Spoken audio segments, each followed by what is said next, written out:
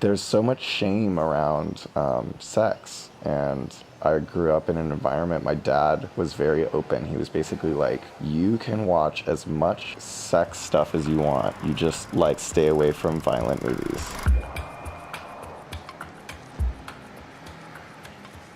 I'm Jackie House, aka Jacob Sperber, aka 1/3 of Honey Soundsystem, a collective of DJs that runs a record label and tours the world DJing. And we're known for our activism around the history of gay men in dance music. Well, my dad is a non-traditional guy, and oh my God, I can't believe I'm telling you this story. It's so good. When I was in elementary school, my dad was driving me home, and we stopped at a liquor store, and he's like, stops the car, and he says, all right, son, I'm gonna go inside. I'm gonna buy you a porn magazine. Now there's two options. I can get you a Playboy or a Penthouse. And he starts to go into detail to explain the difference between the two. And I go, Dad, I want the Penthouse. So my dad goes in and buys his like 11-year-old son a fucking Penthouse magazine. I finally get a porn mag, and who's on the cover? Not some like hot chicks. There were hot chicks on it, but fucking Howard Stern is on there. The grossest dude, like the Weird Al Yankovic of like show business. I'll never forget it. And then I brought that shit to school.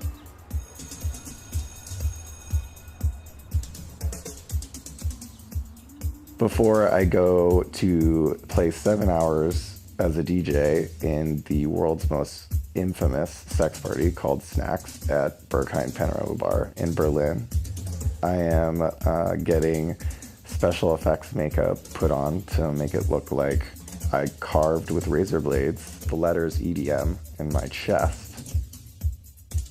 Do you become someone else when you're jacking house? No, I'm a jester, so I have a license to be a more rude version of myself. I was always around performers my entire life, and I was always a performative. I used to like to dress up and get crazy for my sets, like wear stupid shit and like dance around and stuff. And that's when I realized I was like, this person is born. She's just my greater like artist consciousness now, and an outlet for me to be a bit more conceptual. I want to create a counterbalance by bringing humor to often a very dry, serious musical world. Most people will remember Berghain as the Paradise Garage of techno. And the honor to be able to play in that space is not lost on me, but then also the bullshit around techno these days and how serious it has become. I want to go to this party and be a part of the sexual energy. I don't want to be combating it. And so for me, I was like, what's the most shocking thing I could do? There's two elements to this. One, EDM is like the dirty word at Berghain. It's the dirty word for the underground, and it's a dirty party. It's a party about faux pas, poop, and fucking fisting, how can I be even more dirty than that?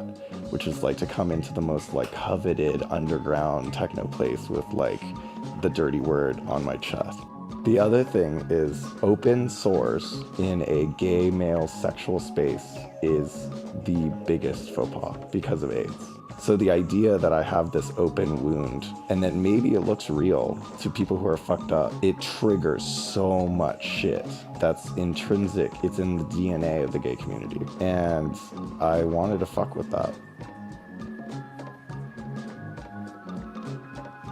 One of the exports of what Honey Soundsystem has been about is to bring a greater awareness of how the AIDS epidemic isn't gone, but also that there are memories that have never been told and that they can be done in an elegant way, sometimes with humor. I feel like I can, with this one picture, with the right people, they'll know all of that. But then other people will just be like, fuck this guy. I want to play Panorama Bar, and I would never go in there with such an insulting outfit. Because when I was growing up, I was scared into not wanting to have sex as a gay man. And so many of people in my generation were. And now this new generation almost doesn't even know. So they need to just know. They don't need to be scared to have sex. They just need to know.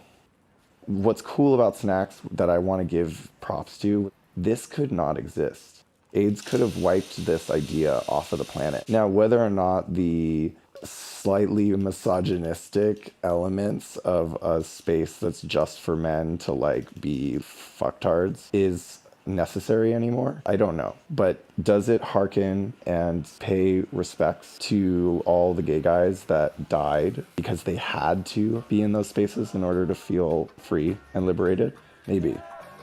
I think that's what's so cool about Berghain is that it legitimized, even for straight people, with the techno thing, the fact that a gay space is relevant. I'm very passionate about the politics around the subject matter of AIDS. It's just, someone has to speak it, and I'm fascinated by it.